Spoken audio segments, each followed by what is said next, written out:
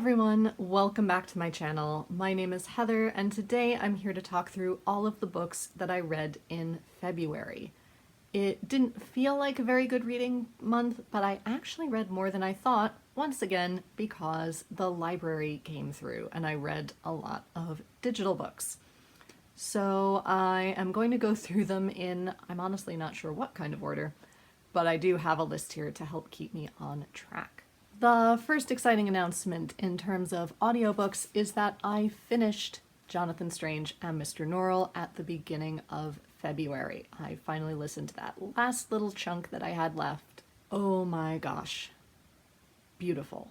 Fabulous. I loved this experience, even though my experience of it was so different to the first time I read it about, gosh, what year was it? About 13 years ago. Oh God. But still incredible, still one of my favorites. Absolutely adored it. And like I mentioned, the newly released audiobook features Richard Armitage as a narrator, which is even better.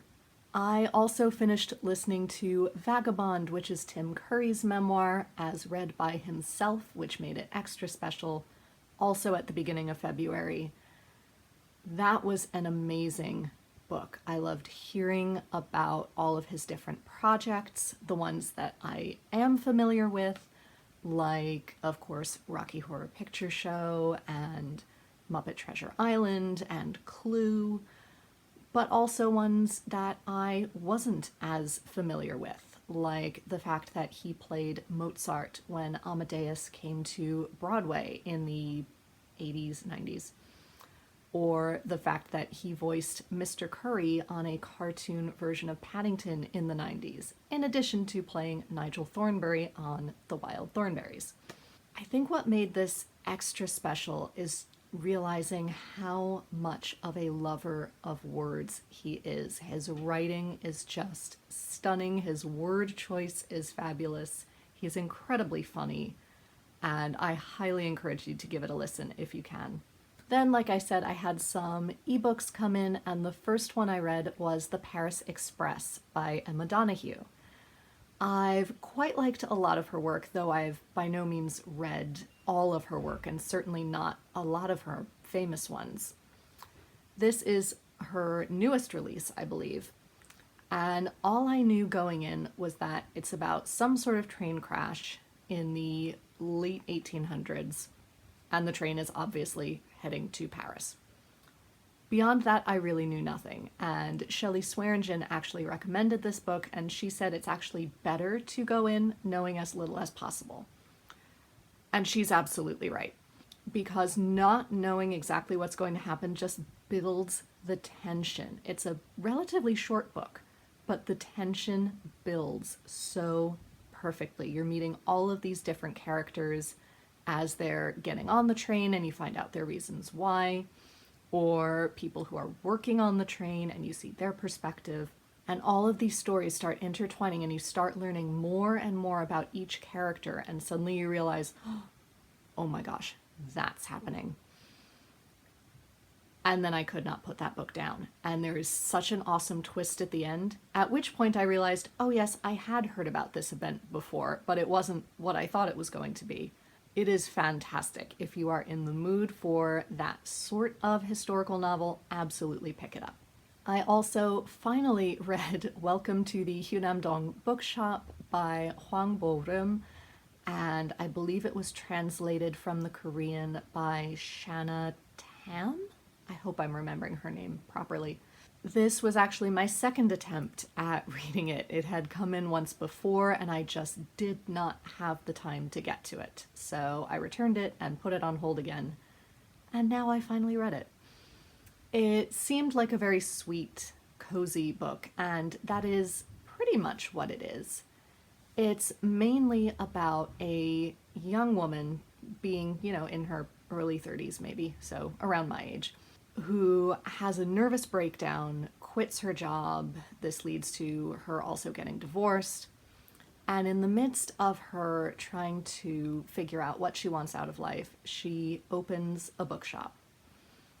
And slowly but surely we see the steady stream of characters that it also affects. people that she hires to run the coffee area, and people who come in and use the bookstore on a daily basis, and how they become good friends and how they help the business grow, and what problems they are trying to deal with by coming to the bookstore. And in that, it is very, very sweet. However, it is also very bluntly written, as a lot of Asian literature tends to be, I think. And I'm not sure if that's a function of the translation or if it's a style of writing that is popular in Korea or Japan, or if it's a function of the languages themselves. I don't know enough about Korean or Japanese to know whether or not that's true. But that very blunt style combined with the very philosophical style, as these characters do a deep dive into why these things have happened to them, how do they feel about work and falling in love and fulfillment and pleasing your parents, also gave it a very heavy element as well, which was kind of at odds with the coziness. So I'm very glad I read it, and if you enjoy Asian literature, then I would highly recommend it. But it didn't quite scratch the itch I thought it was going to scratch for me personally. Then I also read one of my arcs, and this was another Asian-inspired arc, Behind Five Willows by June Her, and this is coming out in May, I believe, at least in the US. And it is also a Pride and Prejudice retelling with many twists. The first, of course, being the setting. It is set in Joseon era Korea. And I know nothing about Korean history, such that when books or indeed K-dramas say, oh, it's set in this era, I have no idea what that means, when that is in time. This book luckily gives you an explanation and explains that the Joseon era, or at least this portion of the Joseon era, would have been around when Austen might have started writing Pride and Prejudice, i.e. the late 1780s or 1790s, which is kind of a cool parallel, and I really liked that. We then have the added element that during this era, the king, emperor, whatever title he went by, was very concerned about preserving traditions and moral schools of thought. And as such, he banned novels, because novels were a very Western creation, and they were a very easy way to smuggle in Catholic or anti-Confucian ways of thought. However, a lot of people loved reading novels and weren't going to stop, so there became this underground network to get people novels anyway. So amid this, we have our Darcy character, who is a highborn young man who is secretly writing novels under the pseudonym Black Lotus. And then our Lizzie character is transcribing Black Lotus's novels for him without knowing who he is. So they have been communicating, not knowing who the other person is, and then they meet each other in real life, and things unfold from there. It was a really cool concept, and I loved the whole novel smuggling, secret identity plotline. I really enjoyed that. It was very exciting, really informative, very thought-provoking. But then trying to layer in all of the major Pride and Prejudice elements that you need to make it a retelling, I'm trying to spot those at the same time. Sometimes they didn't quite line up. Sometimes they just plain fell by the wayside. I feel like we lost the Jane and Bingley equivalent relationship about halfway through the novel, frankly, because there was so much else to focus on with the Lizzie Darcy novel smuggling side of things, which that part turned out very well, but I wish we had had more of Jane and Bingley as well. And yes, they have different names within the novel, but you can definitely see that they are nods to their original English names. I just can't remember exactly what the Korean was for some of them, and I don't want to get it wrong. So overall, I thought it was a really interesting concept and it was a cool novel, but not my favorite Pride and Prejudice retelling that I have ever read. Then into the physical novels that I read, the first physical novel I finished in February was Desperate Remedies by Thomas Hardy. Honestly, this now feels like I read it ages ago. But it was very well done. It is definitely more of a sensation novel than some of his other novels. I have to say, through the whole thing, there was a big element of frustration for me in that I could see who was manipulating who and how that was going to turn out well or badly. But through the whole thing, I couldn't figure out why. Why were people doing this? And then we got to the end, and I felt like the reason why all of that manipulation started was really pretty flimsy, honestly. It was still a good read, and I'm glad I read it, and I will hang on to it, but I don't know. In addition, I also read Gabriela and His Grace by Liana de la Rosa, which is the last in the Luna Sisters romance series. It is set in the 1860s or possibly 70s by this point, because time has passed from the first novel. In the first novel, the three Luna sisters are smuggled out of Mexico when the French invade because their father is in government, so he puts them on a ship to London for their own safety so they can stay with their uncle, who is the Mexican ambassador in London.